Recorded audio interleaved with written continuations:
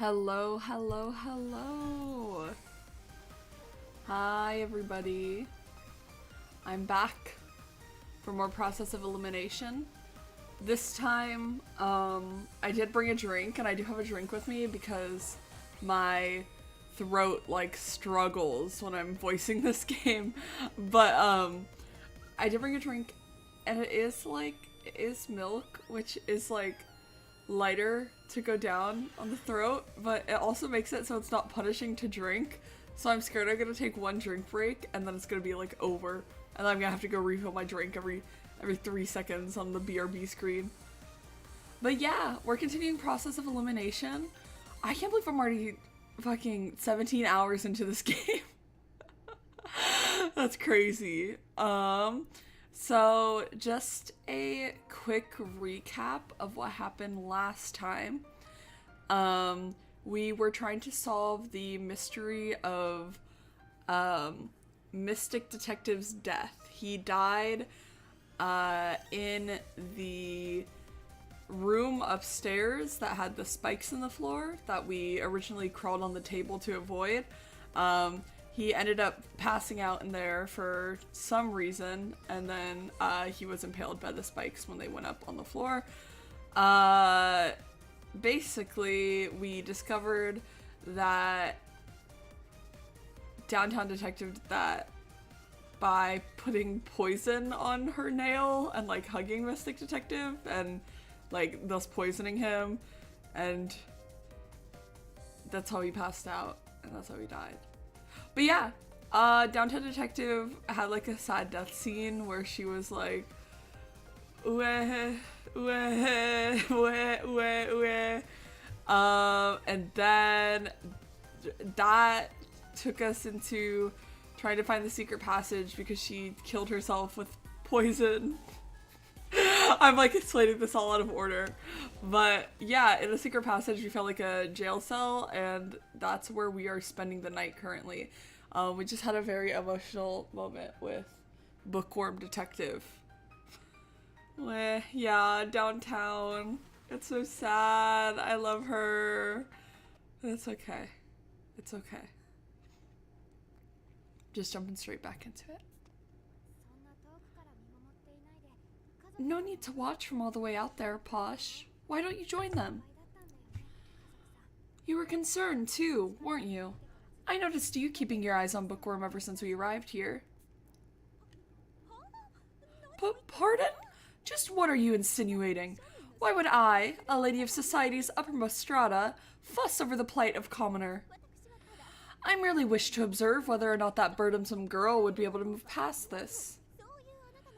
You ought to be joining them yourself, rather than telling me to do so.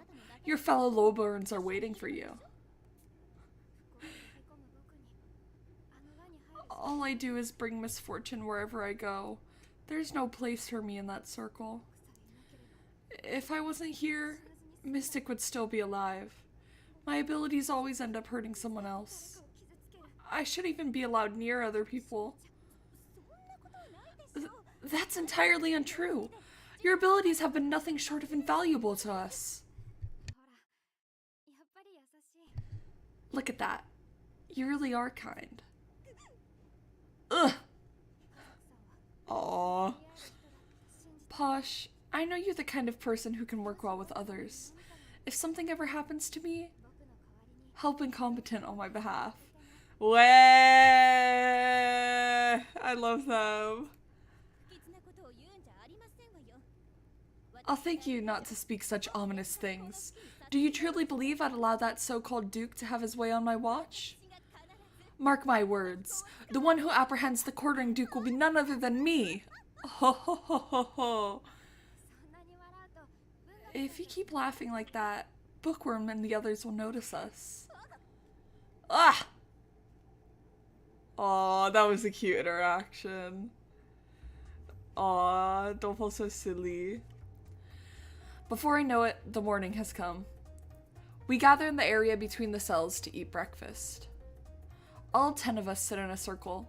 In the middle is the food Armor brought, as well as some cans that were found in the warden's room. Armor sits to my right and Bookworm my left. The latter must have slept well. Her face looks livelier than when we spoke last night. Dining together in a circle, 'tis like lodging at an encampment. What fun! Being empty of mind means being free from worry. How enviable, the girl said with a sigh. There are quite a few of us, and only a small amount of food.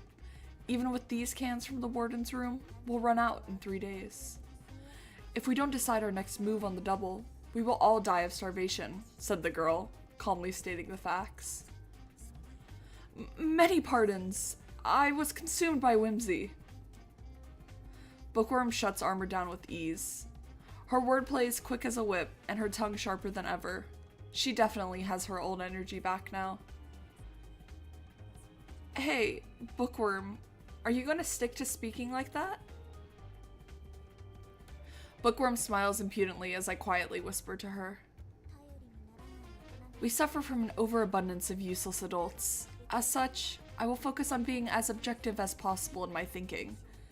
I have vowed to expose the quartering Duke. Can I count on your support? Asked the girl, fixing a competent detective with trustful eyes. Of course. Let's do our best, Bookworm. Her expression brightens. I can't detect the worry that had been present yesterday. She may need more time to fully recover, but progress is progress. I hope to stay by her and help out in whatever small way I can. The crazy thing about death games is how, like, everybody is expected to get over everybody's death in, like, a day. And then it's like, oh, like, we could do this in a day. Which is, like, crazy. I get they're in, like, a stressful and otherwise traumatic situation, but...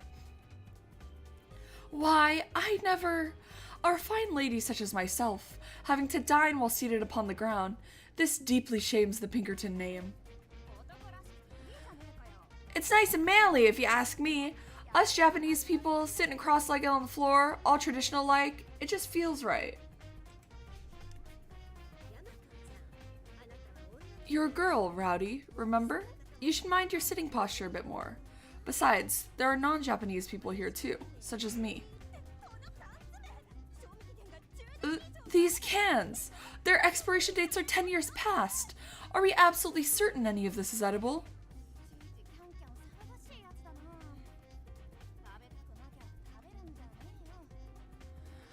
You'll yap over just about anything, huh?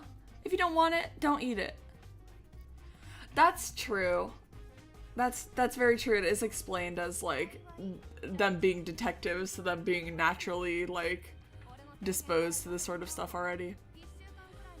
Luckily, we have all the water we need from the tap. Speaking from experience, you can live about a week on just water, see? Are you mad? How dare you compare your own primitive gut with my urbane, sophisticated stomach? Either way, there's no choice but to eat what we have. It'll be fine. I once survived for a month on rusty cans of food. This is most certainly not fine. I've had enough of you common rabble. She is like 12 years old. To be fair, like, the majority of these people are like 12 to 16. They're all kind of like going through it. Don't worry, Posh. If anything here was actually dangerous, I'm sure I'd sense it. Canned goods are sterilized and hermetically sealed. If there aren't any holes or swelling, then, scientifically, they can last over a decade. This dungeon receives no sunlight and has low humidity, which should allow for quite a long shelf life. And yet, you're only eating the snacks and barely touching the cans. Well, even if the science is sound, that doesn't mean I actually want to eat it. If Dolly says they're safe, then they must be. What a rare opportunity. I shall dine upon canned goodies to my heart's content. Don't go gorging yourself into a stomachache. I don't care if they aren't rotten.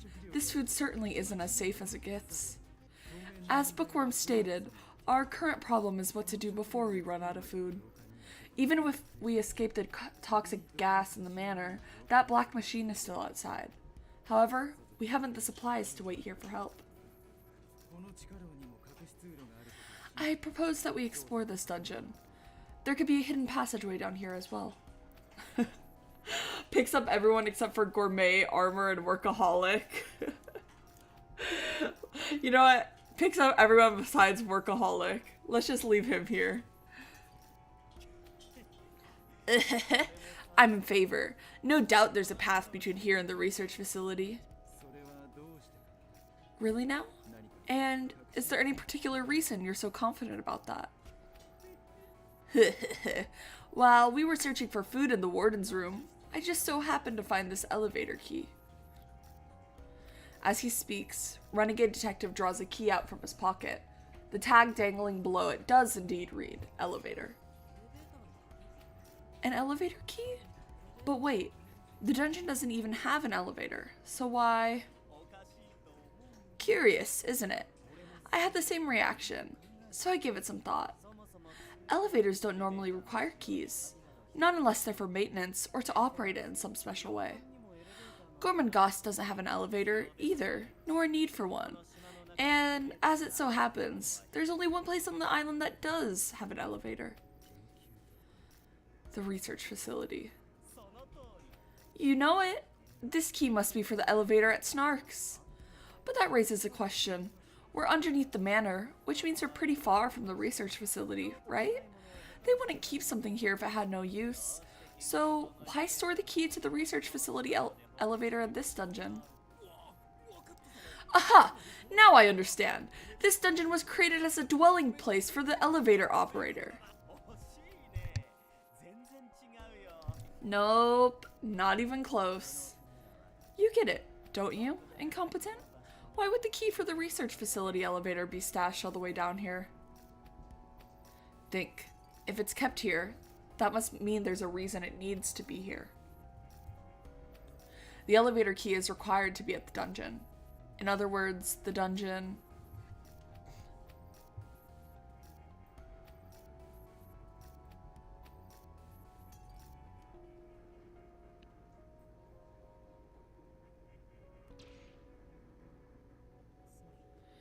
Because the dungeon is connected to the research facility, right? If this place leads to Snark's, then it would only make sense for that key to be kept here. Give the man a prize. You're right on the money, incompetent. To be even more precise, this elevator key is probably required to travel between the two areas. There wasn't a button in the facility for the elevator to descend any lower, so maybe this lets you move above and below ground. I see. So, to summarize, there's a hidden passage connecting this dungeon to the elevator at Snark's. Nailed it! This dungeon seems like a dead end, but somewhere within it is a secret path that leads to the surface. Let's look for it after we finish eating. Detectives are all about mutual cooperation, right? Renegade Detective asks this uncharacteristic question with a smile. Given his past actions, I fully suspect he has an ulterior motive. But for now, Renegade Detective makes a good point. Everyone wants to escape from this place. It would be best to do as he suggests. If there's a hidden passage, how should we search for it? An orthodox approach says there's a hidden mechanism for opening it, but besides the warden's room, there's little to investigate. At least in video games, there's always a strange statue or painting or something you can push to open the way. Given that this is a dungeon, it wouldn't make sense for the mechanism to be obvious, anyway. Something simple once known, but otherwise impossible to locate. A wall switch, perhaps? Said the girl, sharing her personal theory. Makes sense. With how large this area is, it's unlikely that a hidden switch on a wall would be discovered. Let's not waste any time and get to looking, then. Aw, cute Doleful. If I do not at least consume some form of protein, I will surely lose my strength. I have no choice. No choice, I say. I must partake in this canned food. Here goes. The sprite work is so funny. Munch, munch. Well, I'll be. My palate is actually quite pleased. This tin of grilled chicken is rather passable indeed. As for these sardines, why, they too are scrumptious.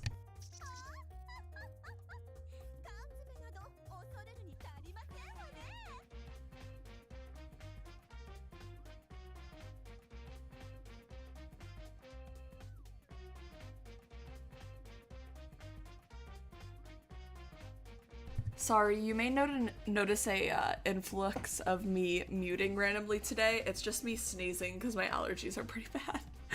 I'm doing my best though. Oh ho ho ho! Gone is my dread for this canned cuisine. Roses are red, violets are blue. Posh is enjoying an old can of food. That's so sick and twisted. Why would you say that? What's wrong with you? Dispense with your irreverent nursery rhymes at once. Renegade. So funny. After breakfast, we began a thorough sweep of the dungeon. Several hours into the process, we failed to turn up much of anything. Incompetent bookworm, how did searching the warden's room go? Thank you for the pill, but putting it like that sounds like a threat. We didn't find any mechanisms in particular. No trace of any switch on the walls, either. I'm not so sure it's worth looking further. But we did coat the entrance with some phosphorescent paint we found. That way, no one will get lost in the dark if they need to use the bathroom at night.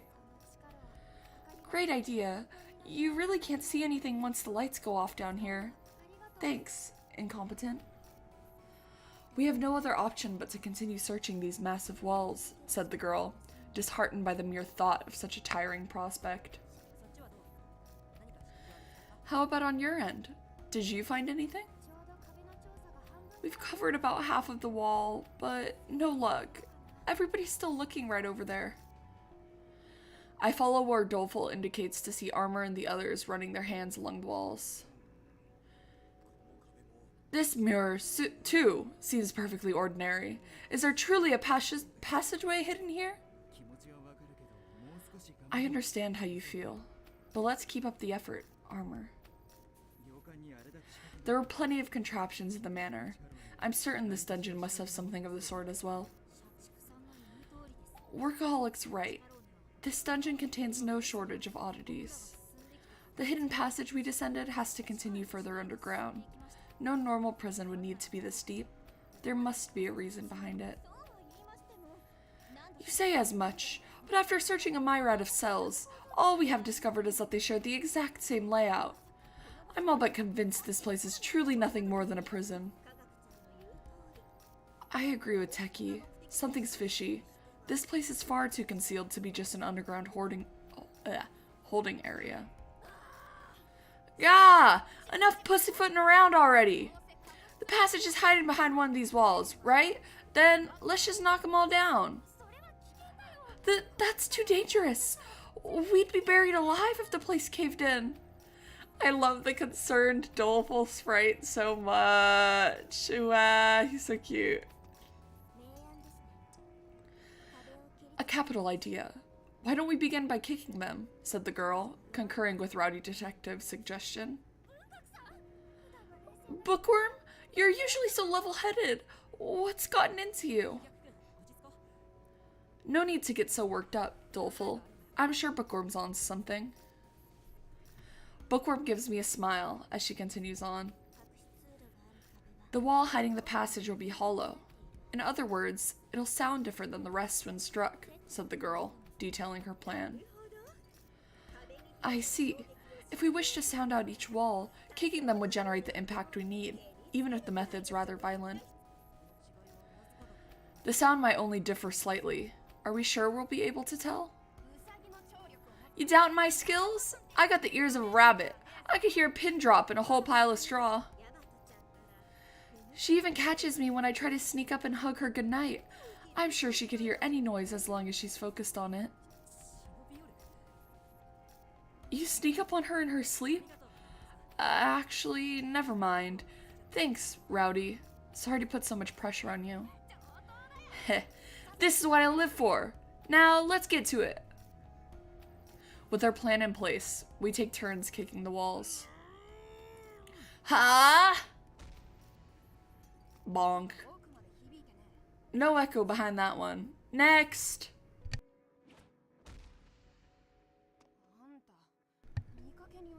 Sheesh! Your legs are a lot stronger than they look, but I don't hear a thing. Ain't no passage in there. Renegade trying to kick the wall with his heels on? He's like full on like stiletto heels? Like, okay. Okay. You know, everybody there was just afraid to tell him how much he was slaying. Like, oh my god. Like, that's impressive. Not only to be able to do that in the first place, but to do that and like, everybody thinks you're so strong and cool for doing that now. That's crazy. I'm not too skilled at manual labor.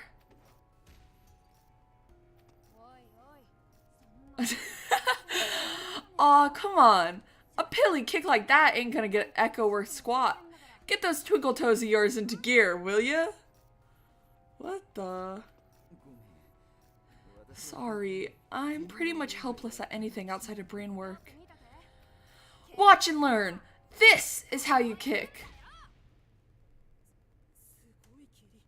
Wow, what a blow. I'd hate to be on the receiving end of that. We got a hit! I definitely heard an echo that time.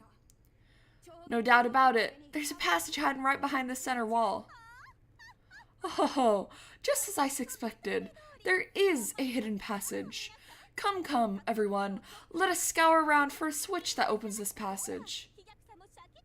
You as well, Doleful. Step to it. Locating things is your specialty, is it not? Now is your time to shine. Wah! Doleful stumbles as Posh shoves him from behind. No! No! No, Doleful! Poor thing. He loses his balance and falls on his butt, and then I hear something that gives me a bad vibe. Wait, the switch was right where he fell? The hidden passage screeches open. He did it with his yaoi powers. Wow, Doleful, well done. I run over to Doleful, who's still on the floor, and help him up with a grateful hand. Now this was the makings of a great detective. Finding crucial clues without even meaning to? What an incredible power. Hopefully, we can now get out of this seedy underground maze. Thank goodness things took a turn for the better before our food ran out.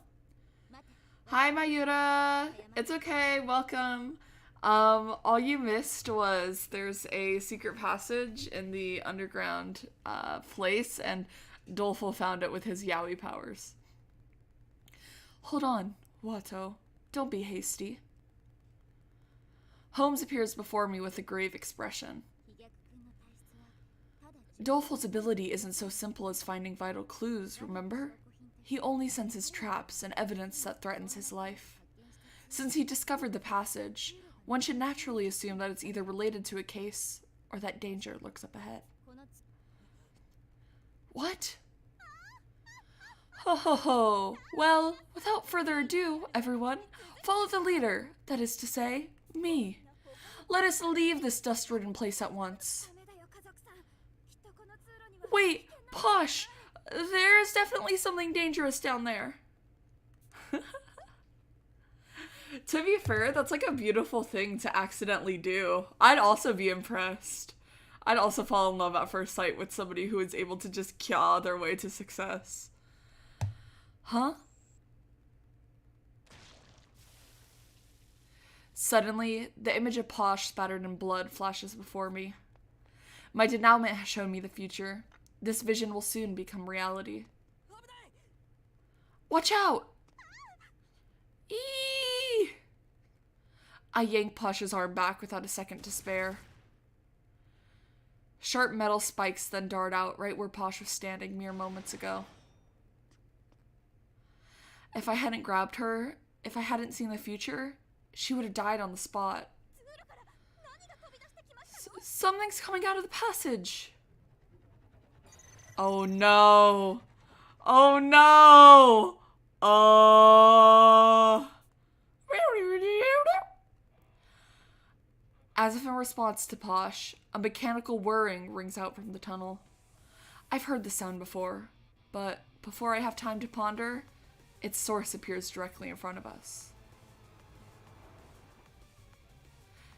It's one of those things. The color and size are different, but it's the same type of machine that took Holmes's life. They're so funny.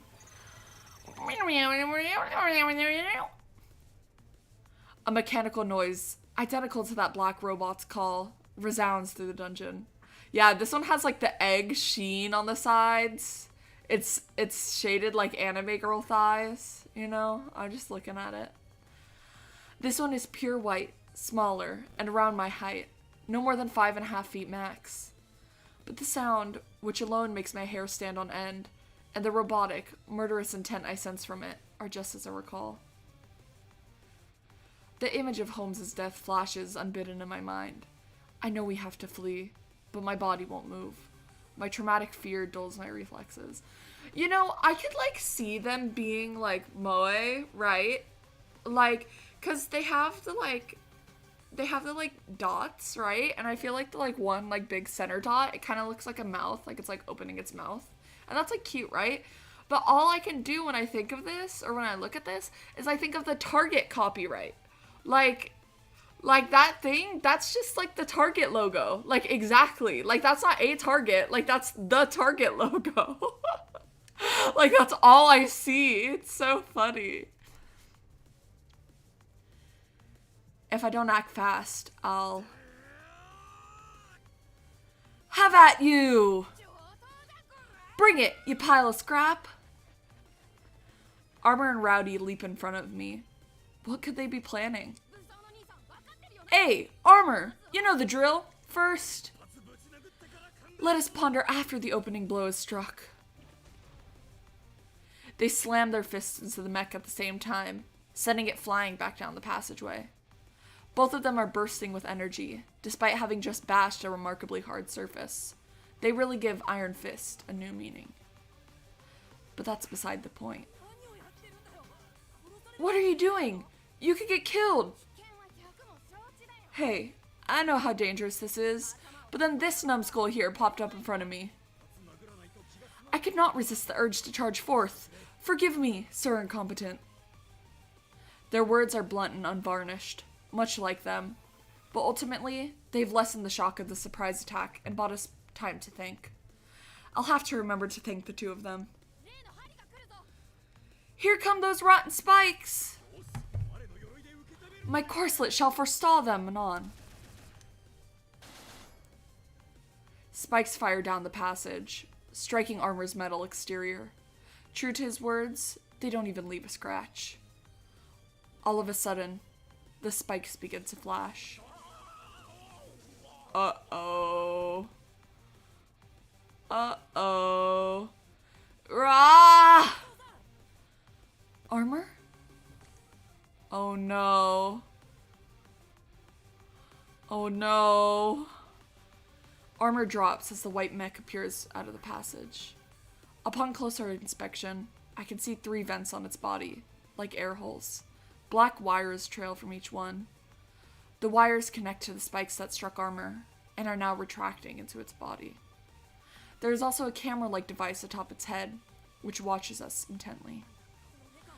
What is this machine? It looks like a metal can that's been painted a blinding white, and yet that camera freezes me in my tracks. It's precisely because of its simplicity that I can tell. This mech is incredibly deadly. Everyone! Those spikes are charged with a powerful electric current, like a stun gun. Don't let them touch you. Yo, Armor, you good? His armor conducted the charge, but he'll be fine. Still, it was enough to knock him out. A direct hit from those spikes could mean instant death. So one false step and we're done for? How do we get out of this one? I'll distract it. Get Armor to safety in the meantime. No! No! Get out of there! Get out of there! Get out of there! Dolfo shouts as he steps in front of the rushing mech. Dolfo? What are you doing? My danger magnet is probably to blame for this whole mess. I'm not going to let anyone else die from this ability. He literally yearns for the spikes. Get back, Dolfo. I'll act as a distraction. We can fight this thing together. You can't even land a solid kick, moron. Like hell I'm gonna let you play decoy. I've got it. Just back me up. She's right. Remember how I can sense danger? I'm guaranteed to survive. Just leave this to me and Rowdy. Sorry, but no can do. As it stands, I have the highest seniority in this group. And despite my physical shortcomings, I actually have quite a lot of combat experience. Fine, have it your way. I'm going in. OMG, new CG.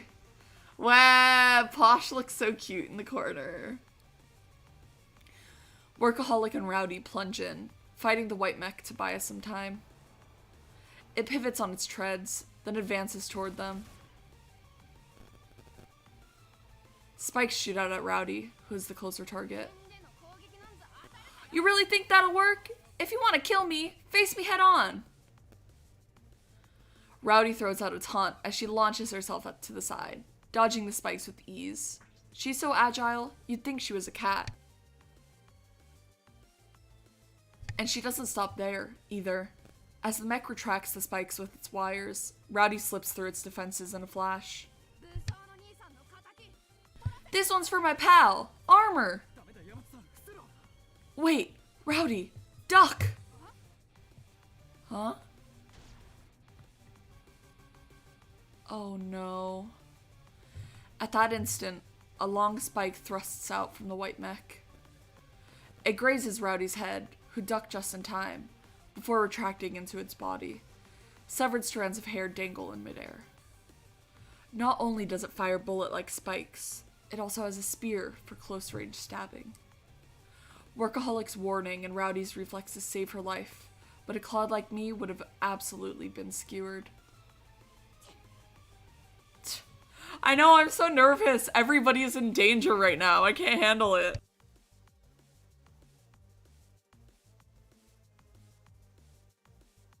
Realizing she's at a disadvantage, Rowdy jumps back, putting some distance between herself and the mech. Without missing a beat, it fires more long-range spikes at Rowdy, but they don't connect. She nimbly dodges them once again. There's a limit to her stamina, though. She can't go on forever. Eventually, both of them will end up killed. We need a way to break the impasse. Oh, right. This is the perfect time to see the future with my denouement. Maybe I'll find a solution there. Stay calm, Watto. More than anything else, you need to keep a cool head in dire straits. Holmes peers into my face, derailing my train of thought. The denouement only reveals the outcome. It's of no use if you can't grasp the process. You'd only incapacitate yourself, doing more harm than good. Detectives must always examine reality with a presence of mind before passing judgment. You think I can just stay calm when my friends are about to die? I snap back harder than I mean to, my own volume surprising me. I ask Holmes another question in a quieter voice. You know something about this dungeon, don't you? Or about that mech, maybe? Please, tell me how to beat it. If I knew that, I wouldn't have been cut down so easily. Ugh. That's a fair point. But I do know how to face the threat before us. Listen to the noise that eyesore is making. The noise? Incompetent detective? You're talking to yourself. Is your head on right? Asked the girl, examining his face with a look of concern. Bookworm noticed me acting strangely enough to warrant pointing it out. I doubt she heard what I said. so I'd better make up an excuse. Sorry, I'm fine. I've been simulating options in my mind for stopping that mech. Right. Simulating is your specialty, after all, said the girl, fully convinced. Yeah, and I've already noticed something off about that noise it makes. Interesting. Let me check, said the girl, closing her eyes and focusing all of her attention on her oral faculties.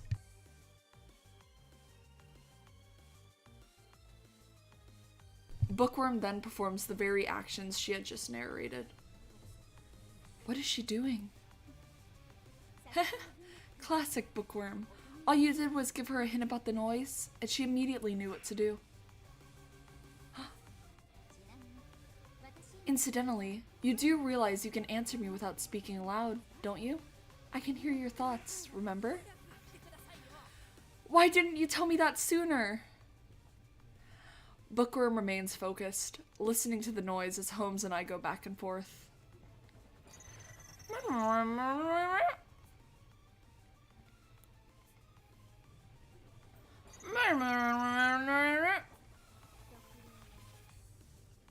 Read like an open book. Techie, can you record that whirring and play it back at 1/10 of the speed? Asked the girl. You said 1/10? Okay, I'll give it a try. Techie connects his D-pad to his wheelchair with a cord and begins to operate it. The wheelchair, which apparently has built-in speakers, begins to play the audio recorded on his D-pad.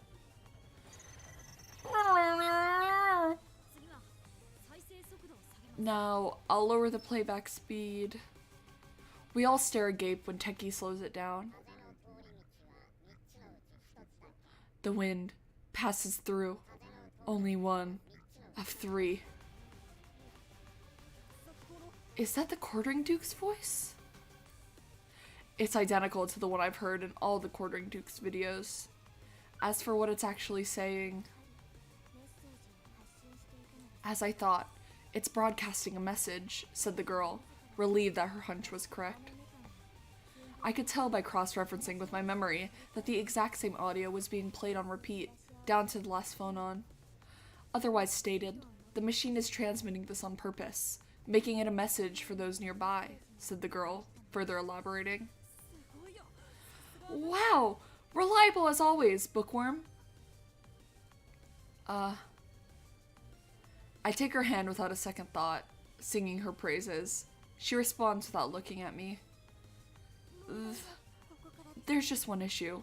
We have to figure out what the words actually mean, said the girl, calmly rebuking the dim, incompetent detective. Right. The wind passes through only one of 3. What does that even mean? Workaholic! Get out of the way, Pops! Oh no! No! Get out of there! Ugh! Workaholic is sent flying by the mech's tackle. A flurry of shots rings out like gunfire. The machine fires its spikes, aiming to strike Workaholic the moment he lands. I don't even have time to shout his names as the spikes bear down on him. But then... So, you finally stepped into my trap, eh? What? The spikes stop a hair's breadth away from his face. Huh? What happened to the spikes? Take a good, long look. They're wrapped in wire? I follow Renegade's advice and look closer, spying the glint of a wire wound around the spike. That very wire is also extending out of Workaholic's wristwatch. He stopped the spikes using the same wire he saw used in that trap at the manor. Workaholic Detective must have created a small gap before tricking it into firing its spikes. Things are really heating up now. That's crazy. That's not so hard. That's not so difficult. Like the amount of like preciseness you would need to have. Ugh. The mech moves around, beeping and whirring as it drags the wire and Workaholic both in a frantic attempt to retract its spikes. Workaholic does his best to maintain his balance, but his face is contorted in pain. Let's see just how much time Workaholic can buy, shall we? What compels you to spew such nonsense? We will be turning the automaton into scrap and rescuing Workaholic at once. I shall take the lead. Everyone, on my mark. I wouldn't if I were you. Those bullet spikes might not land, but get too close and you'll be gored by that brutal spear. Without Rowdy's feral ferocity, you'd be turned into a pincushion. I'll concede that point. It's frustrating, but Renegade Detective is right. Anyone charging in without a plan will get the tables turned on them for sure. Clearly, there's no choice but to solve the riddle we found in its transmission. The wind passes through only one of three. The three must refer to the holes on its body. Perhaps one of those is a weak point? That must be it! Hi! Let us assail those orifices apace! Wait, Posh. If we don't choose the correct target, we'll probably end up regretting it. Incompetence, right? What do you think will happen if you hit the wrong hole in a mech that uses a high-voltage weaponry? The shock would roast you to a crisp. Not to say that wouldn't be entertaining, too. I have a request, Rowdy. Gourmet calls out to Rowdy, who has been maintaining her distance from the mech. She locks eyes with her, speaking in an uncharacteristically serious tone. Can you stop that machine from moving for a bit? All I need is 5 seconds. Aw, get out of here! Ask me for 10, at least. Rowdy turns back to the mech and sprints towards Workaholic. Hey, Pops! Don't let go of that wire, capiche? Huh? What are you? She then grabs the arm Workaholic is using to hold the wire saw and pivots her hips as if swinging a bat. Ah! Using the old man as a baseball bat! Up until then, the white mech had been pulling Workaholic by his wire. But now, the scales have been tipped. Does Rowdy plan to drag the mech around? Mechanical power ain't gonna stop me! Rowdy bellows as she snaps her arms down.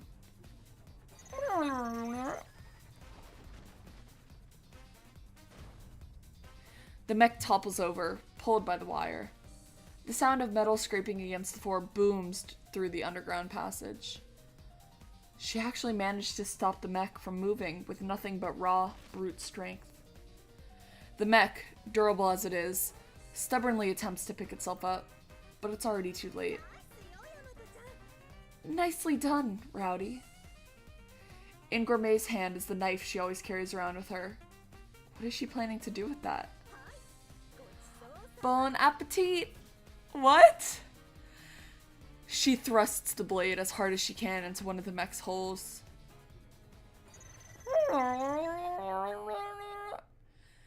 The mech makes a robotic cry of distress.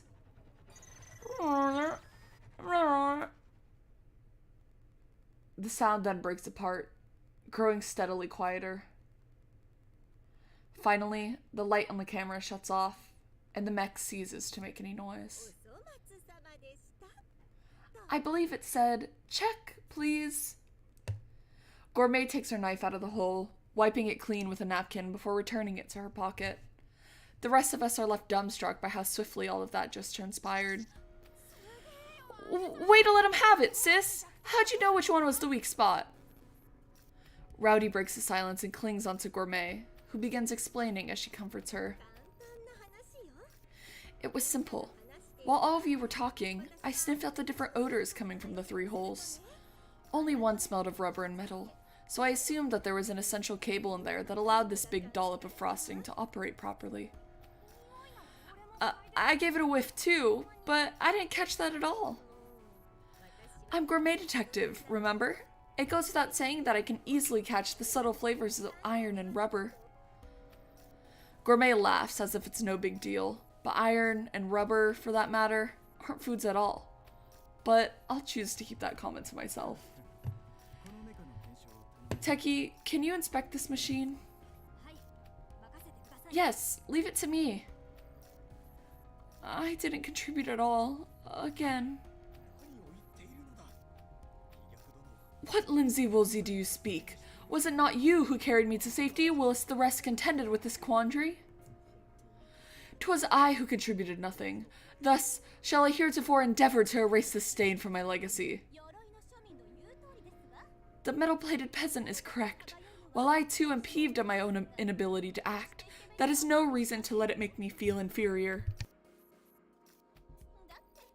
Instead, I will do all that I can to get payback, so as to pay back my debt, that is. Oh.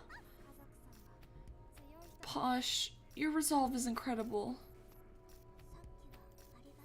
Thank you for your help earlier, said the girl, expressing her gratitude to incompetent detective. Me? What'd I do, bookworm?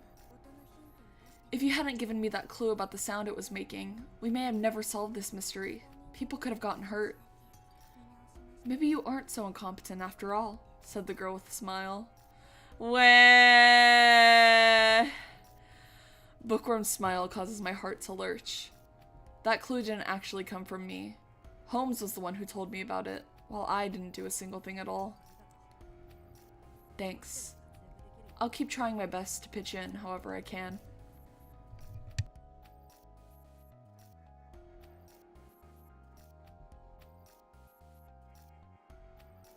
I realized earlier when I was talking about my drink breaks, my milk breaks, that like milk is a horrible beverage to drink while streaming because it like stays in your mouth forever. You would think it would like lubricate my throat a little bit and make it easier to talk, but it soothes it when it goes down the same way it soothes like spicy foods, right? But everything after that is just unfortunate.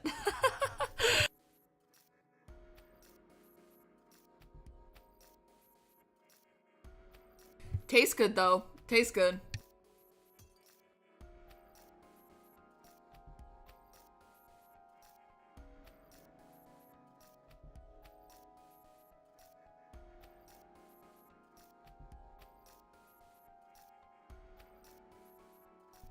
Nevertheless, I expressed my gratitude.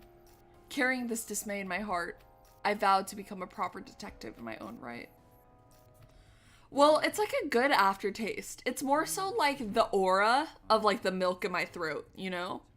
Like, I don't mind the aftertaste. The aftertaste is fine. Like, I always sound like I'm talking with like liquid in my mouth. I just have an abnormal amount of liquid in my mouth.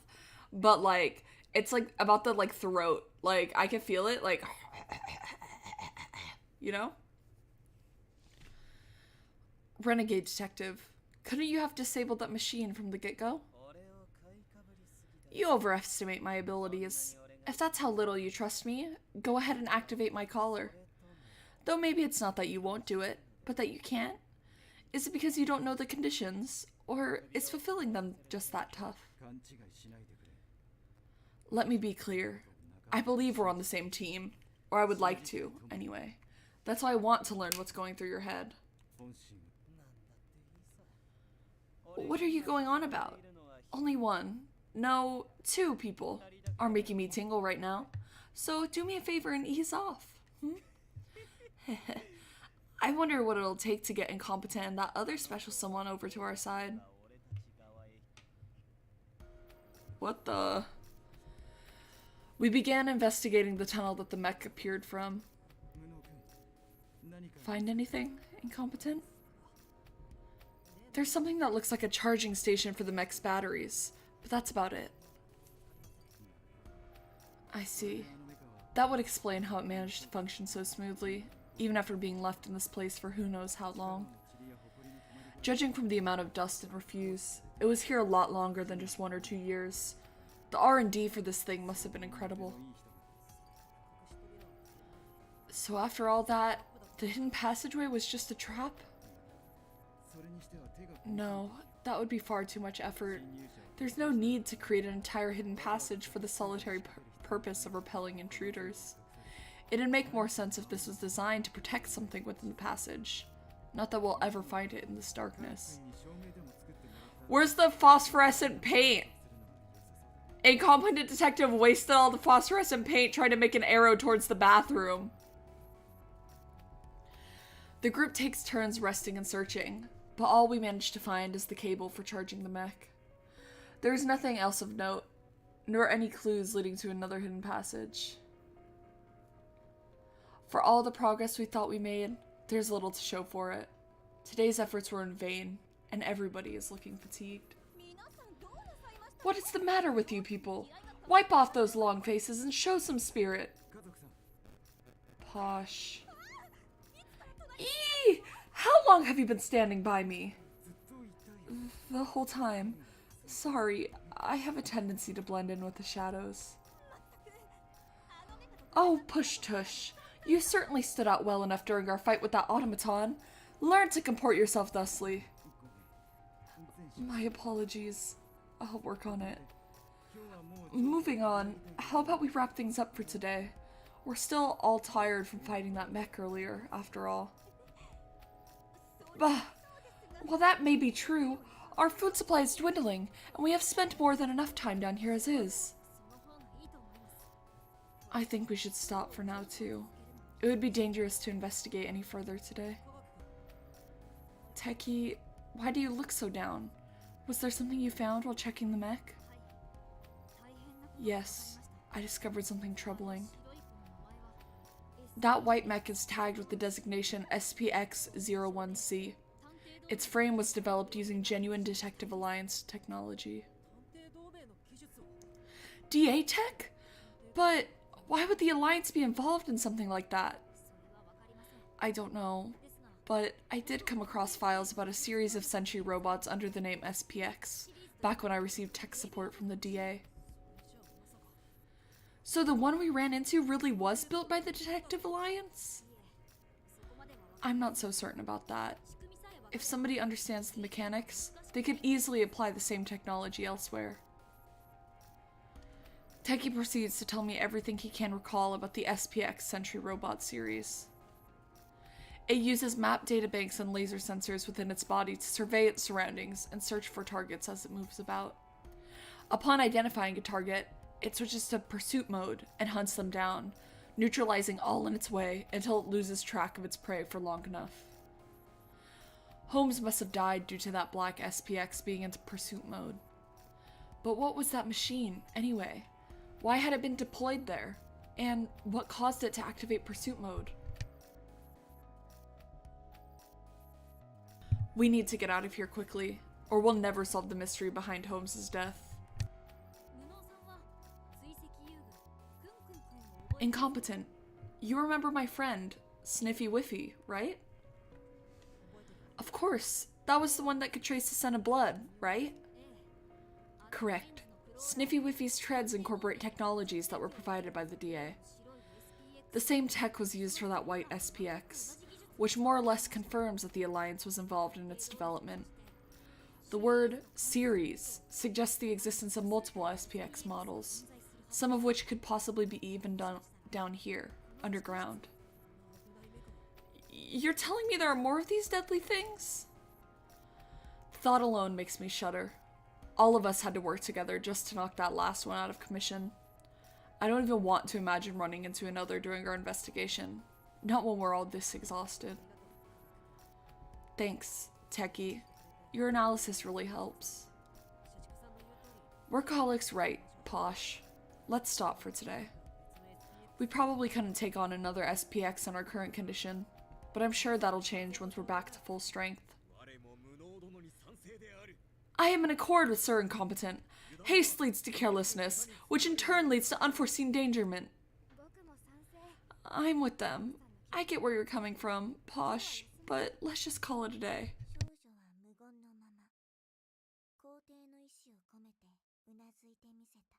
The girl nods her assent without a word. More of you are willing to side with an incompetent commoner rather than me, your chief? What is the meaning of this? Incompetent's little epiphany is what allowed us to beat the SPX in the first place. Please, don't take it too personally. I would never dream of such a thing. Me? Envious of some baseborn ratier? Inconceivable. Posh's surliness strikes me as a bit peculiar. But either way, we suspend our search for the day, like Workaholic first suggested. There were some... What the heck am I saying?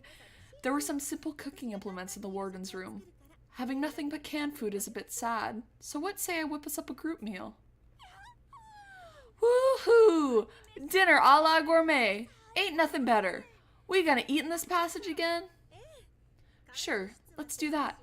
The warden's room can be a bit cramped, and there aren't enough chairs there. Incompetent, bookworm, you'll join us, won't you?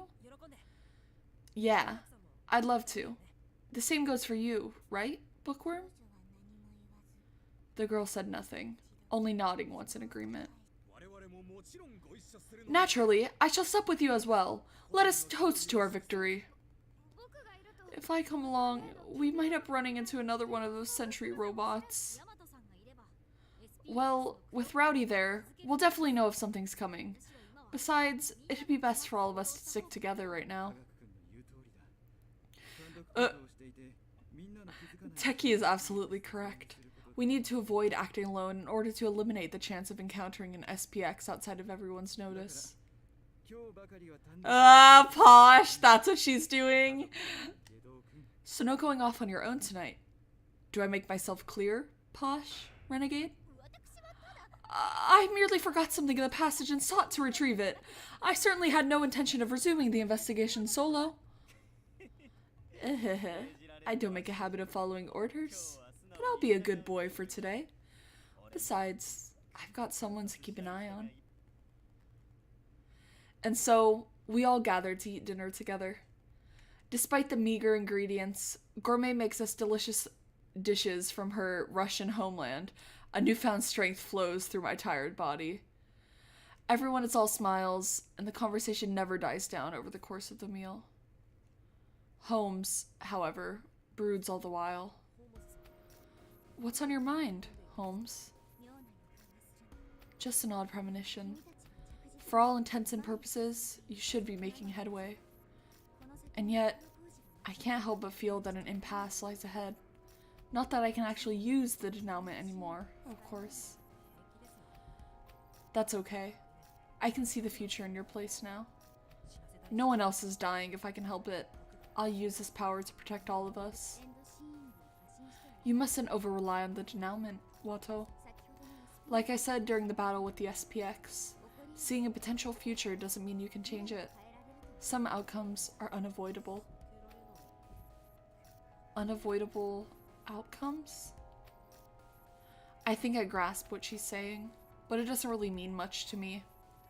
During our fight with the SPX, the outcome of stopping it didn't matter as much as the process of identifying and striking its weak point.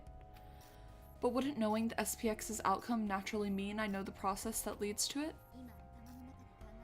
Don't forget, I can hear everything that goes on in your head. I understand that it may not make sense. I felt that way myself, once. Sorry.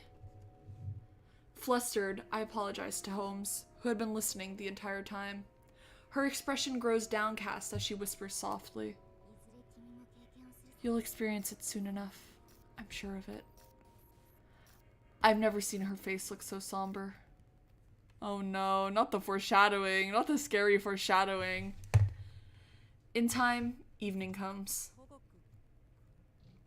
Techie? As I leave my cell to go use the warden room shower, I see Techie working on something in the open area where we had eaten earlier. I'm surprised to see what's in front of him. Techie, is that... The SPX from earlier, yeah. We don't know what we'd run into going forward, so I figured I'd dismantle it and learn as much as I can. You're taking that big, hulking machine apart all by yourself? Don't worry, I've got some extra hands. Hey kid, I got the stuff from the warden's room. I'll just leave the toolbox on the chair, yeah? And... oh, sorry. And I have successfully sundered the wire from the spike, as you bade me. Away! Aw, this is another cute CG.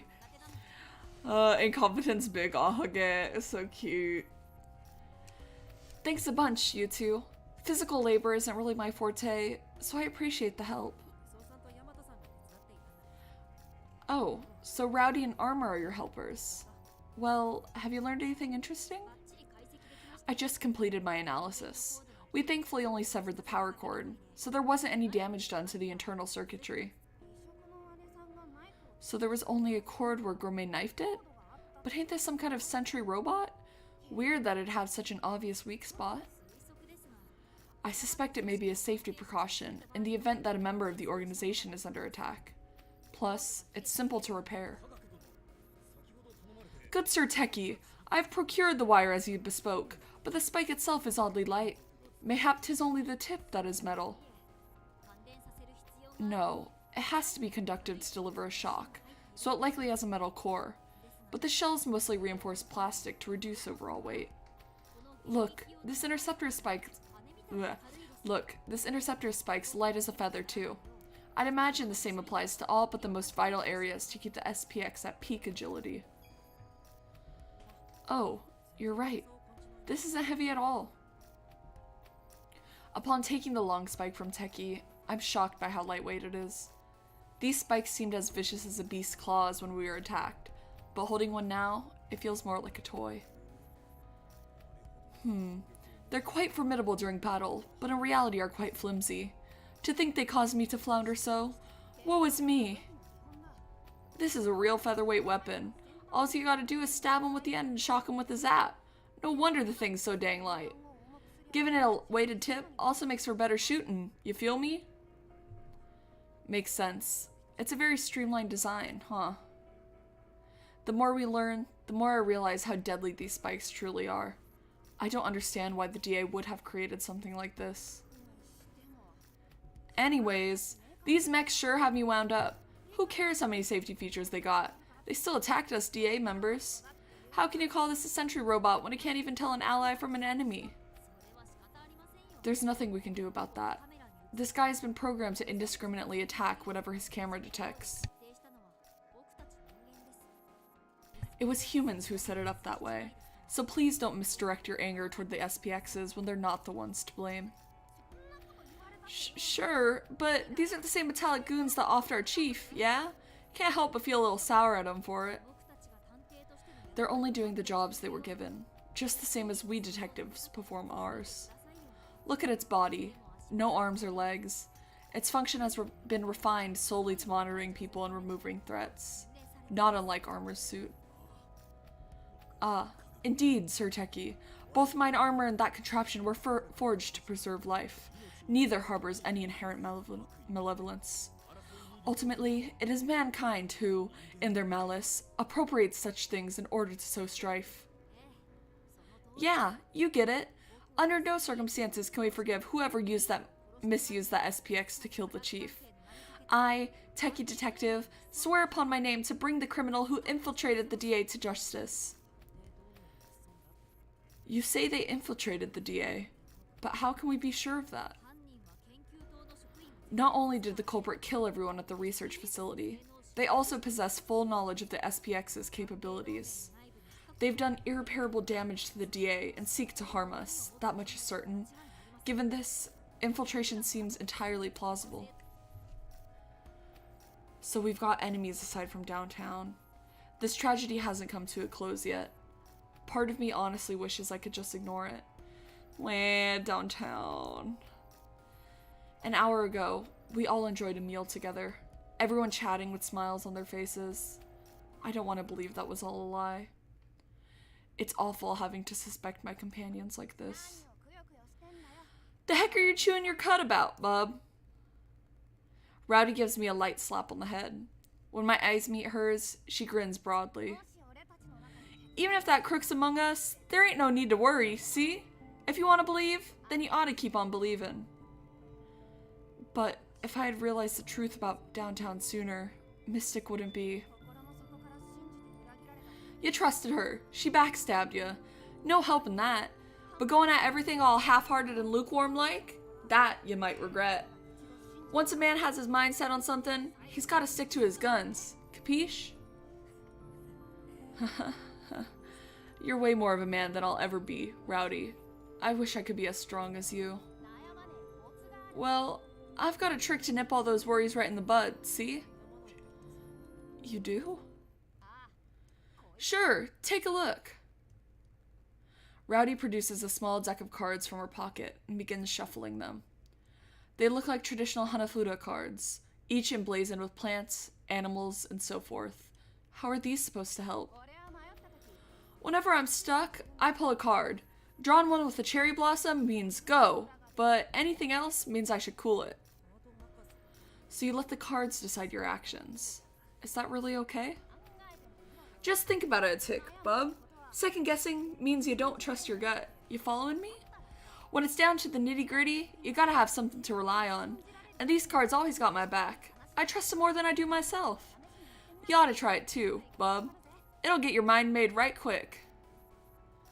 Rowdy extends the deck of cards toward me. I freeze up on reflex. Should I continue believing in my friends as I have been? Or should I be more suspicious?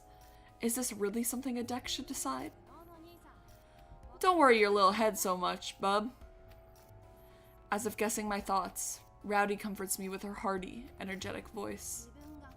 If it's a choice I'm serious about making, a card ain't gonna sway me. No way, no how. This is more like a push to pick the answer I'm really after. So take a card, and trust in your decision. Okay, so a cherry blossom means to go with my gut, right? Let's give it a shot. I draw a card from Rowdy's hand. Well, figure out your answer? Yeah, I did. I hand the card I drew to Rowdy, the cherry blossom on it setting my resolve in stone. No more hesitation. I choose to believe in my friends.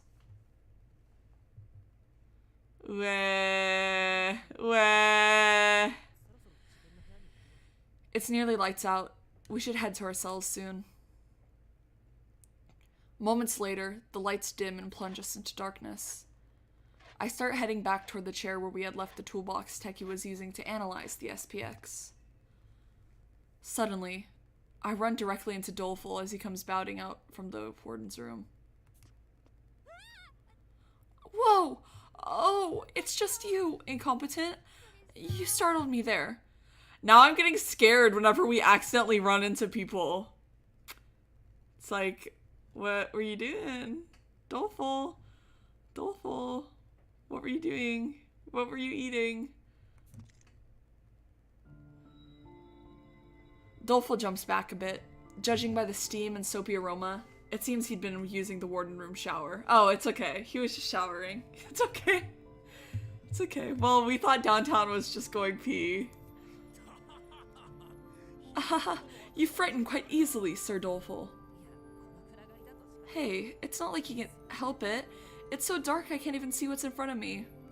Aw, he's defending him. Man, must be scary for folks who don't got top-notch senses like I do. To get rid of the blood from his murder. Doleful, you seem like you were trying awfully hard to get clean in the shower. You wanna explain yourself to us? You wanna explain yourself to the class? Right, especially with armor around. He already looks like a ghost. Tilly-volley, me? A ghost? I mean, a walking suit of armor is pretty spooky. I think a famous castle in Japan also had a legend like that. Well, it's impossible, scientifically speaking. Come on, let's head back already. Whoa, what's that? Techie, don't tell me you're scared of ghoulies or something. Not at all. As a proponent of science, entertaining children's make-believe simply makes my skin crawl. Oh, I'll make your skin crawl real good then. See, in the mountains where I'm from, there are spirits everywhere you look. No, please stop. You may be a savage brute, but you can at least try to keep your remarks logical like a proper detective. As the lively exchange continues, we make our way over to the cells, only to run into a wholly unexpected encounter. Hey! Mayura's chat appeared on my screen that said "Aw Mippy" at the same time that Renegade Detective appeared on screen. So it seemed like a response to Renegade Detective appearing on screen. Is that thing Mippy? Do we think he's Mippy? Here's a surprise. You're all looking awfully chummy there. Just what could you be up to? Renegade sits before the dismantled SPX. He cheerfully runs his fingers over its exterior and smirks. That should be our line. What are you doing here? Don't get all huffy, kid. I was about to tell you something nice. Renegade motions to the SPX as he speaks. I glance over the machine again, but as far as I can tell, it's still in pieces, just the way it was while we were inspecting it earlier. I don't notice anything particularly odd. Wait, there's a spike missing. What? Now that he mentions it, I notice that one of the long metal spikes Techie had detached has disappeared. There would have been ample time to take it while we were returning items to the warden's room and chatting with Doleful. But who did it? And why? Looks like it's about time for the kickoff. The kickoff for what, exactly? Isn't it obvious?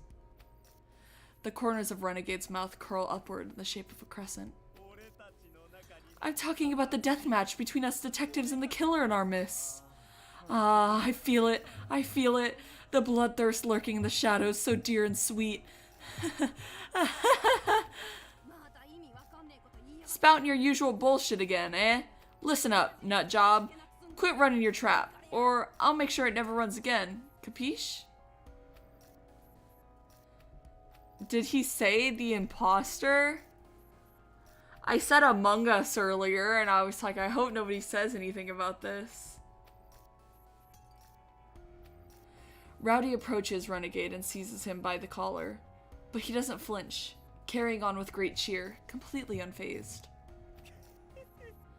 Don't try to act all bent out of shape. Deep down, you've all realized it, haven't you? Our daily life becomes dull during times of peace. We detectives are reckless, thrill-seeking fools who dream of confronting our murderous nemesises. You, me, all of us, tingling with excitement as we face the insanity, lies, and barbarity touted as extraordinary. Every one of us is mad. Don't go lumping us together. I'm just here to lend a helping hand. There ain't a single bit of crazy in this noggin. How noble. But I know the truth. The Dayless Night incident claimed your mother, no? That's why you were raised so strong, to create a detective who could keep up with any criminal. Ah! Just drop dead, will ya? You goddamn nasty creep! Rowdy? Stop it! As I move to get in between Renegade and Rowdy, her fist lands squarely on my cheek, sending me flying. My back slams hard against the ground, and my chest grows tight. I can't breathe. Soon after, the metallic taste of blood fills my mouth. What the hell? Oh no, that was made for Renegade. My vision is hazy, but I can make out the sound of numerous footsteps approaching. You okay, bub? I'm real sorry. It was an accident, honest. He's losing consciousness. I'll go get ice from the warden's room. You'd slug your own dear friend. What a monster. Why, I oughta... I got another fist right here with your name written all over it. Rowdy, please calm down. Don't let him rile you up. Allow me to ferry Sir Incompetent to his cell. If this battle must continue, so be it. I shall take on all corners, once he is safely tucked in. Such quarrels amongst comrades, I do not find it just. Armor. I hear them talking, but can't muster a sound. I feel Armor cradle me and lift my body as I slip in and out of the waking world.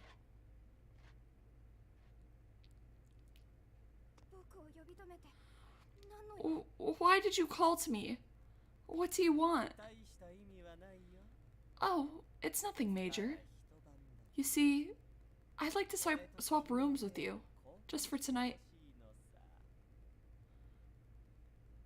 Huh?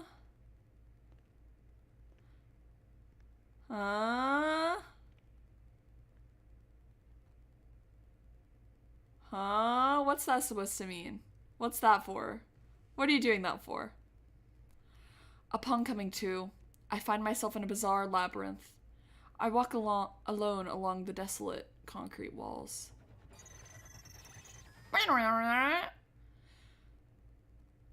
Never do that in a killing game. Swap rooms. Just don't.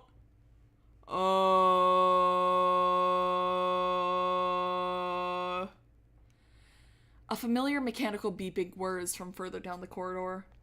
I get a bad feeling and rush ahead. Soon after, I run into it. The white machine we encountered this afternoon. Next to it, a girl is sprawled out, drenched in blood. A spear juts out of her chest, and sanguine fluid gushes from the wound. The thick scent of blood hangs in the air. One whiff of the metallic stench is enough to make my head spin, robbing me of all rational thought. Have to escape.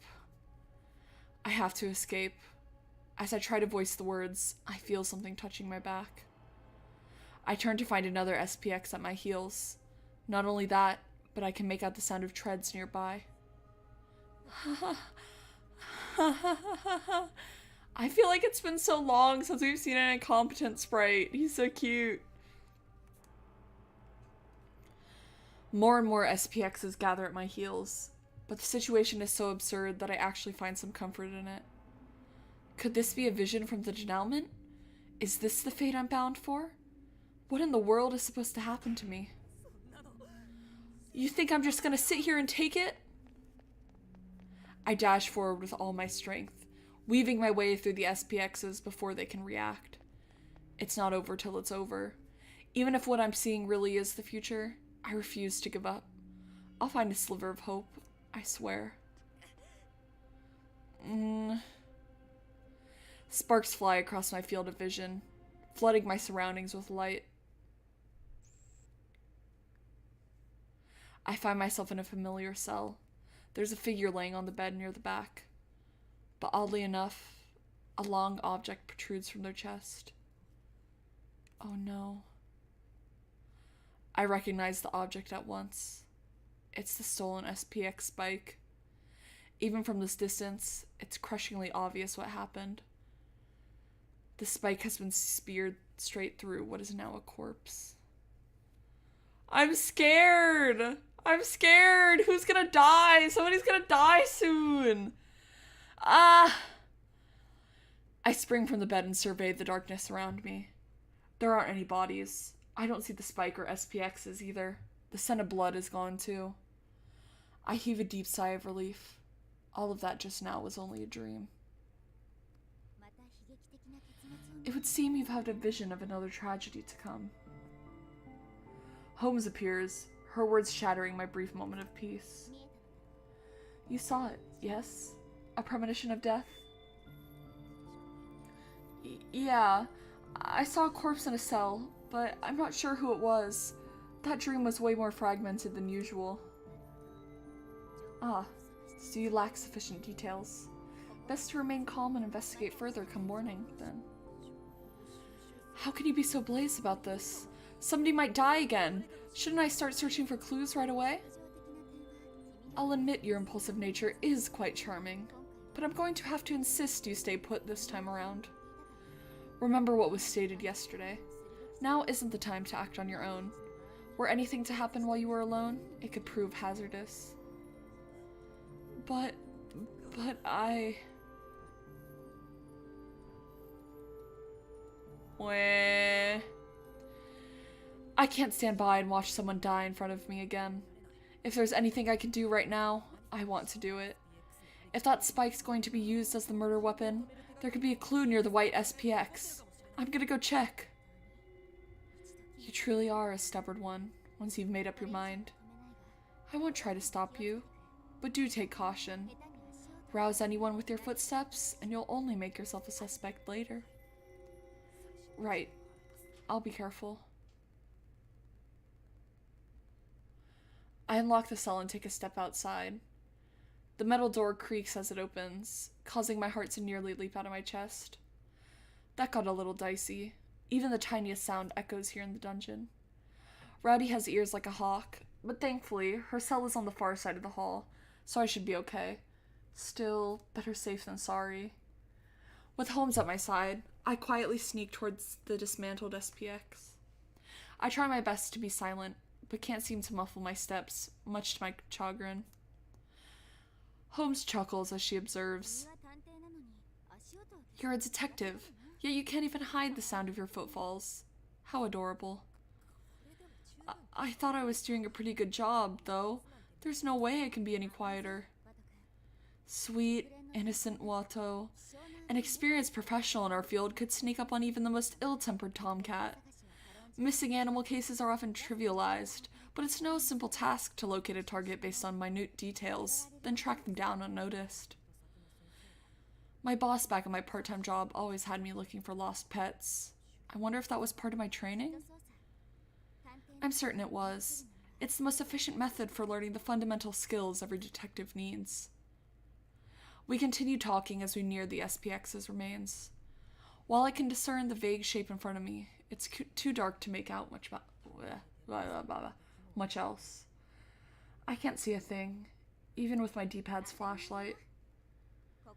Is that really so surprising? We've gone where the sun doesn't shine. Of course a light source the size of your palm would be insufficient.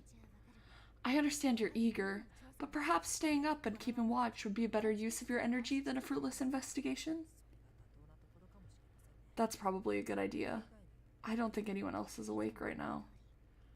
As I said previously, the denouement is not all-powerful. Rather than chase after what eludes you, consider what you already know. Man, I just wish I had a flashlight. Cut the light, Watto. Huh? What's wrong?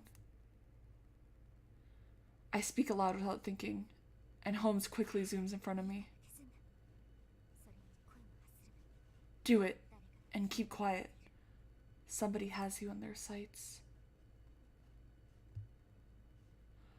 I'm like scared. Why was that like scary? That like made me anxious. I nearly blurt out, "Don't be ridiculous," before managing to stop myself. I turn off my light and look around, but don't notice anything suspicious. There's no one there. Did you spot something? No. I simply felt a presence. I couldn't even hear their footsteps, let alone see them. Maybe it was just your Run! Huh? As I quickly roll to the side, what appears to be a spike from the white SPX shoots out from behind me. The tip barely misses its mark, but slowly begins to encroach upon me, as if anticipating my attempt to dodge it. There's a cracking noise as it strikes me.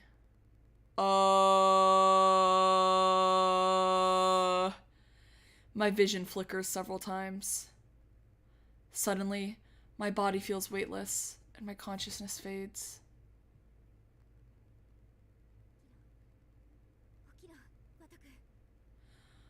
Wake up. Wake up, Watto. Oh god, what's this scary fucking room we're in? I open my eyes and see Holmes peering at me with a troubled expression. Oh no, we're in a scary place. Looking around, I find myself in a strange concrete area. No decorations, just 4 passages leading in different directions. The cold, inhuman nature of the place sends a shiver down my spine. Holmes, what is this place? Am I still dreaming? Apologies, but as my consciousness is linked with yours, I'm afraid I don't know what happened while you were out. However, this is no dream. Of that much I am certain. It would seem someone has knocked you out and brought you here. What? But why me? What for? Shh. Listen. Don't you recognize that mechanical sound? Oh no! Watto! A booming mechanical hum reverberates through the area, shaking the surrounding concrete. There's no question. It's an SPX, and it's getting closer. It must be coming from one of these passages. Which one? Where is it coming from? It took the might of the entire DA to defeat the last mech. If it discovers me alone, I'm toast. The overbearing word draws closer, to the point where it feels as if the angel of death itself is about to descend upon me. My breathing goes ragged, my heart hammers in my ears. Calm yourself, Watto. You have the denouement, remember? Encounter an SPX now, and your life will be forfeit. But given the situation, you should be able to take a peek into your future. I'm finally reminded of my newfound ability. Using the denouement to foresee any oncoming tragedy is bound to be useful here. I focus my gaze on each of the 4 passageways, and then...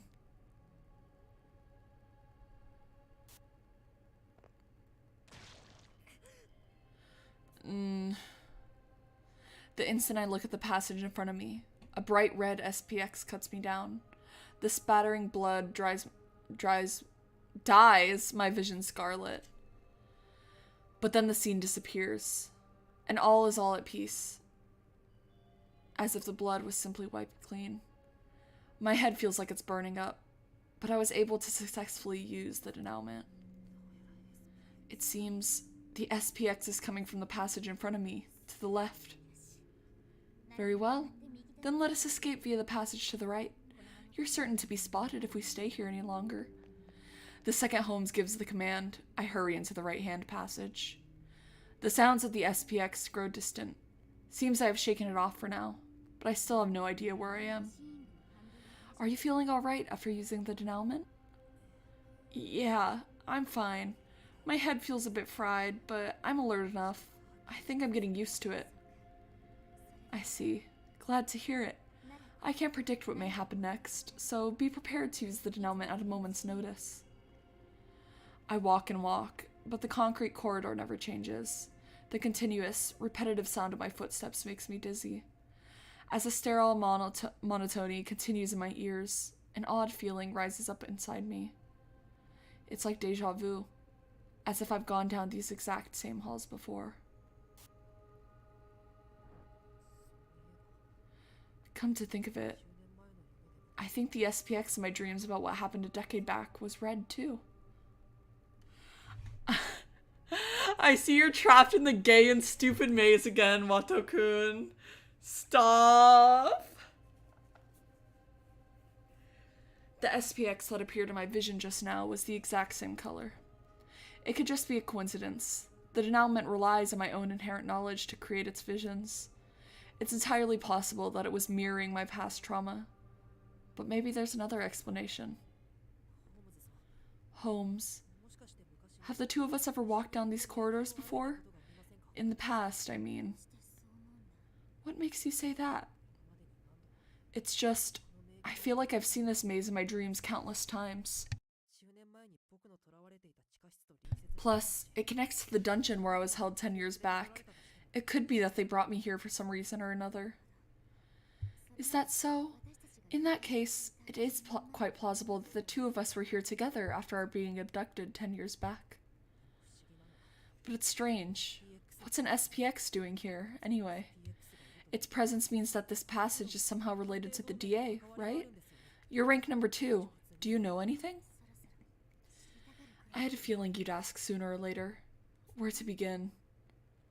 Holmes closes her eyes solemnly, pauses, then finally begins speaking. First, a reminder. As previously stated, my information isn't comprehensive. For example, I know next to nothing regarding the SPXs. Why is that? Weren't those mechs developed by the Alliance? Technically speaking, no. The SPX series, this maze, and the dungeon were all created by the DA's predecessor, the Secret Police.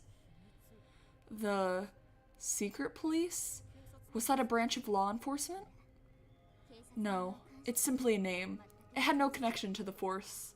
Like the DA, it operated out of the public eye. I'm sure no one's even heard of it. What a strange organization. Why was it established in the first place? To investigate the Dayless Night incident. Senior detective, who is already quite famous, and Mystic Detective assisted as well, I believe. If those two were involved, and that was really their goal, it must have been a pretty respectable organization. Their goal was respectable, yes. Their methods, however, were anything but. You're aware that the Quartering Duke was influenced by the Dayless Night incident, yes? Yeah, that's what Renegade told us. He said that the Duke is trying to finish what the Dayless Night incident had started. Precisely. But the Quartering Duke wasn't the only one. Following the Dayless Night, a great many copycats claimed to be doing the same. As the secret police As the secret police struggled to address this, their morals grew warped. They began conducting inhumane experiments to further prevent crimes. Our confinement was just one of the many grave sins they committed. What? You're saying the secret police was behind the abductions 10 years ago? I'm shocked, but the facts do seem to add up. Despite the scale of the incident, coverage on it from the media was surprisingly scant. Ultimately, the perpetrators were written off as an organized crime syndicate, so there really was more to the story after all. Then, there's the other thing Renegade mentioned. Every detective here is tied to the Dayless Night incident, not to mention the link between Holmes and myself. Seeking to forestall another Dayless Night incident, the SP aimed to create detectives with supernatural abilities. We were abducted for this experiment. How would they be able to stop something like that in advance? It's practically impossible. But you already possess such an ability, do you not? That impossible power which allows you to see future tragedies and prevent them? Oh. The kidnapping 10 years ago, the denouement's visions of the future, and this secret police that sought to create supernatural detectives. Finally, each piece falls into place. So you've realized. Indeed, your special power granted by the denouement is the result of the secret police's inhumane experiments. There's no other reason for why my power was transferred to you. It's because we were both subjected to those experiments 10 years ago. What was that? Hide in the shadow of that pillar. Something's coming. Wow, cute. Cute, cute, cute, cute, cute, cute, cute, cute. Wow, they're so adorable.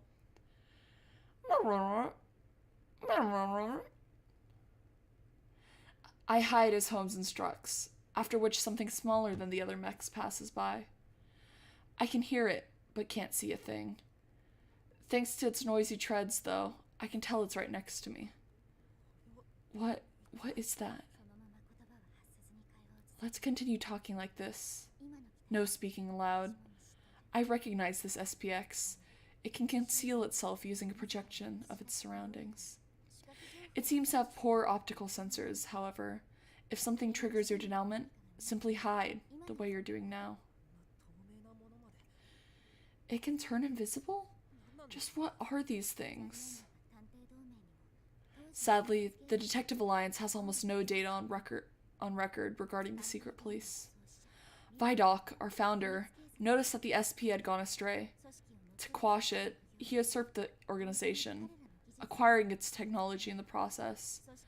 The SP's head researchers had already fled, however, so the inner workings of many of their projects remain yet unknown.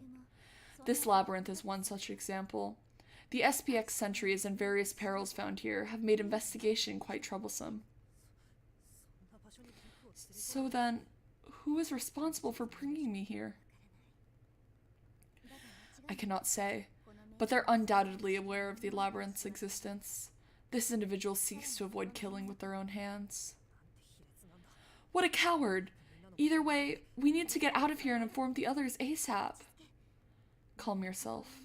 You're still able to hear the faint crawling of that SPX, right? Passion is a virtue in this line of work, but remaining centered is paramount. Sorry, my emotions tend to get the better of me. You're fine, just the way you are, Watto. That's why I was first drawn to you, after all. You can count on me to keep you in line. Just don't lose that determination of yours.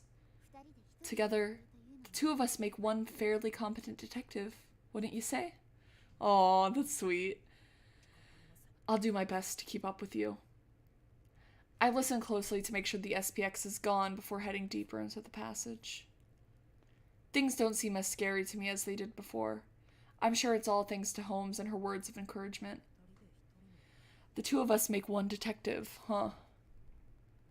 Until now, I had simply been following her orders. I've been feeling like some kind of fraud for deceiving the others.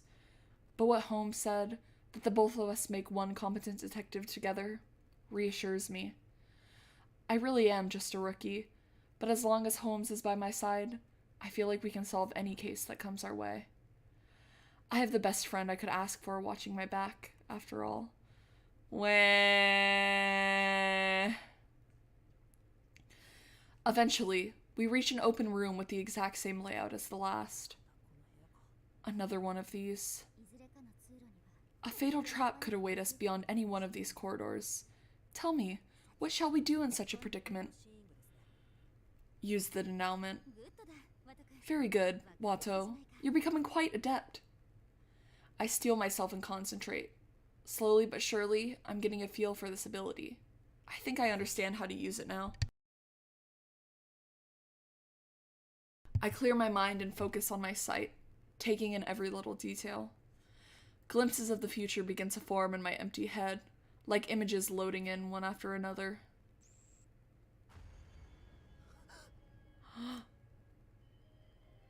A horrific sight emerges, immediately snapping me back to reality. I couldn't see everything clearly, but I could make out a long, thin spike, which means I saw it as well, Watto. A silhouette of that spike through the central corridor. Yeah, my vision showed another murder occurring further along that way. I may still be able to stop it. I'm going down the central passage right now. I have to. When I rush over, I'm met with an endless concrete passage exactly like the rest. Shrouded by the darkness, however, is a small gap in the wall. That must be the exit to this maze. If I head through here, I may be able to get back to the dungeon where everyone's waiting. They went to all that trouble bringing you here, yet there hasn't been a single trap. How curious. Stay alert, Watto. There may well be danger up ahead. Right! I move cautiously into the gloom, keeping an eye out for whatever may be lurking within. I press on one careful step at a time, unable to see a thing in the dark.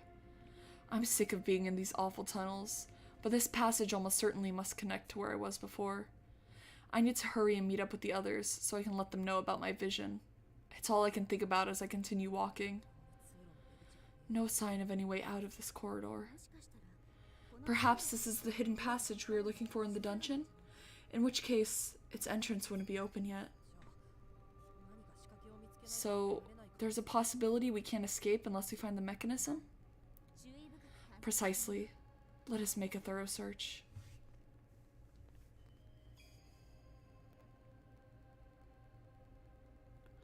Right at that moment, I see a shaft of light dead ahead. Holmes, look!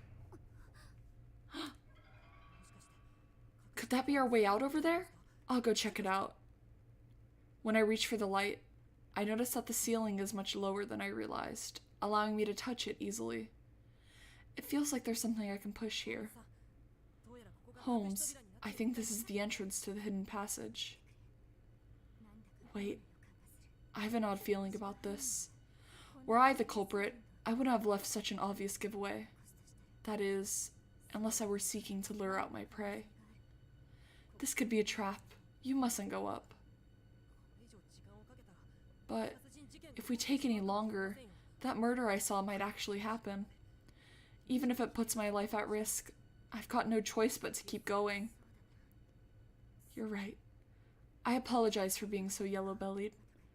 Let us press on, Watto. Whatever tragedy may await, we shall reverse it together. I touch where the light is filtering in, brace my legs, and push with all my might. Once I do, the light grows larger as the cover slides upward with a grating sound.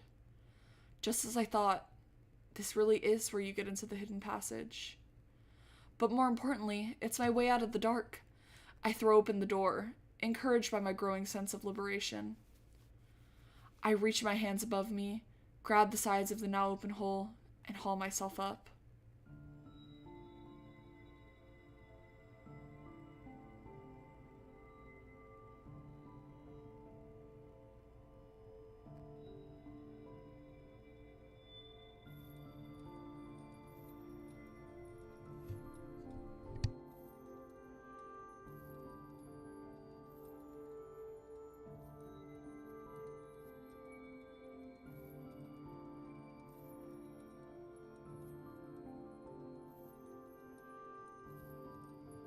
When? No! Rowdy! What the fuck?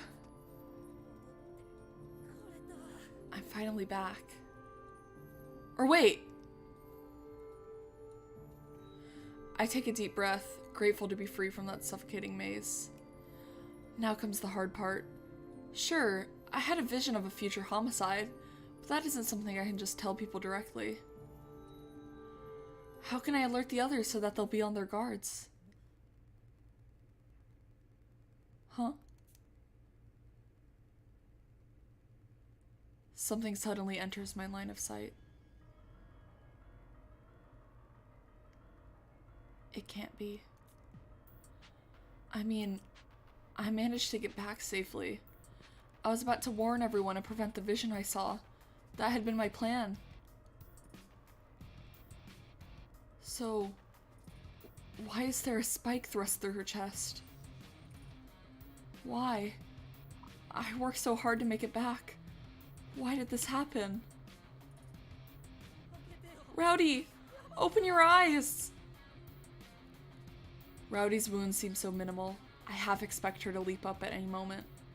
But her body is still, and her once lively face has gone pale. With a trembling hand, I check her pulse. But there's not a trace of warmth from her, let alone a heartbeat. She was so strong, so manly and boisterous. No one in our group had more humanity, but that's all been stolen from her now. I couldn't save her either. Okay, to be fair though, like, Mystic was like shanked in like a million places on his body, and Senior Detective was cut into pieces. So, like, I'm assuming one like major stab wound is like a lot more minimal than like the gruesome murders he's seen before. Even after the denouement showed me the future, even though I knew the spike was missing, when it came down to it, I couldn't prevent tragedy. But I don't have time to dwell on my misery. Watto? Watto, why? How could you do this to Rowdy? Oh, God. No, wait, it wasn't me. It finally sinks in. I've been framed. This cell is an enclosed space. If the door is locked, then the only way in would be the hidden passage I crawled out of. In this compromising position, it's only natural for someone to assume I'm guilty. We've been had, Watto. I suspected a trap, but one that would kill you, not frame you as the culprit. The culprit must have planned this from the start, which is why they went through the trouble of bringing you to the underground maze. As this isn't truly an enclosed space, they had a prime opportunity to shift the suspicion. This is no ordinary case, Watto. Holmes's words don't register at all. In my addled state, I'm too preoccupied with how I'm going to prove my innocence.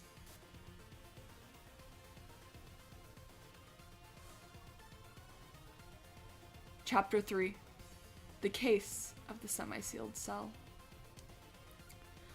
Okay, I think I'm gonna stop there for today. I needed to do a little bit of a shorter stream because I'm still like trying to get better and trying to not wear out my voice too much by doing those like 7-hour long ones that I was doing before. Oh my god, I'm so upset. I feel like there was so much time between the first death and the second death, but there was like no time at all between the second death and the third death. I didn't even have time to like prep for it. Like I knew it was coming. I knew it was like coming very soon, but still, I'm upset over it. The game speeds up a lot in the second half. Yeah, I guess I am like, what? Oh wait, I forgot that.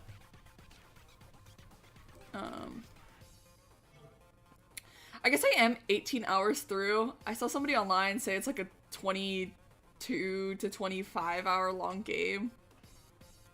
So I guess it makes sense that I'm in the second half already though.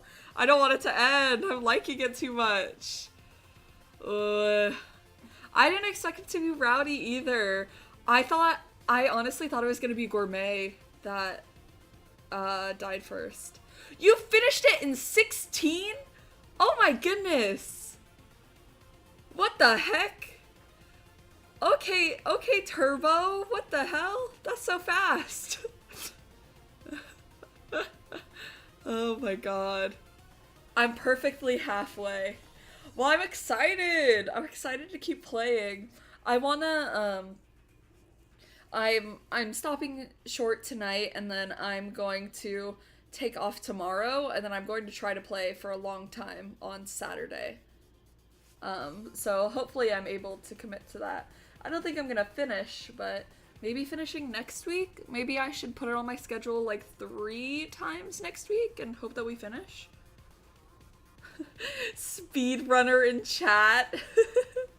I also read very fast, but when I'm reading aloud, I stumble and stutter, and like my like lisp starts coming out. Saturday is going to go crazy. That's Saturday, 2 p.m. PST, by the way, just so you're aware and you can prepare, like, whatever time 7 hours before this time is. Reading aloud makes any game like 200 times longer. Yeah, that's true. I don't ever like... I'm the type of person where, even though I appreciate like the voice acting and I love games with good voice acting, I like never listen to voice lines in full if it's fully voiced, just because I read too fast. And I'm like, okay, on with it. On with it. But when I'm reading, I'm like... and I don't even make any sense, and I make up words, and I add words, and I remove words that should be there.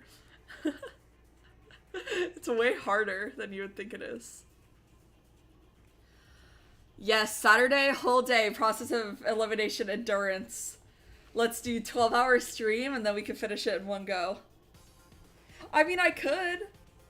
I could if I wanted to. We'll see how I'm feeling. We'll see how I feel. I'm gonna get water. I'm gonna get cough drops. I'm gonna get... What else? What else? I'm gonna get allergy medicine. More allergy medicine. Better allergy medicine. Okay? I'm gonna get a caffeine pill. I'm gonna be completely loaded up and ready to go to do a endurance stream on Saturday. Okay? Let's fucking go! Okay. But for night, that's gonna be it for me. Well, I'm very excited to see all of you there for Saturday's process of elimination stream. Shit's getting real. We're gonna go straight into an investigation. Berry Spa Friday to prepare for the marathon. Yeah. You're gonna catch me tomorrow night with cucumbers over my eyes and like a little like sleeping cap on my head and a striped long pajama shirt. Like, that's how I'm gonna prep. That's how I'm gonna get myself ready. Okay, well, I'm gonna end it off here. Have a very wonderful rest of your night, everybody. I will see you very, very soon. Bye-bye!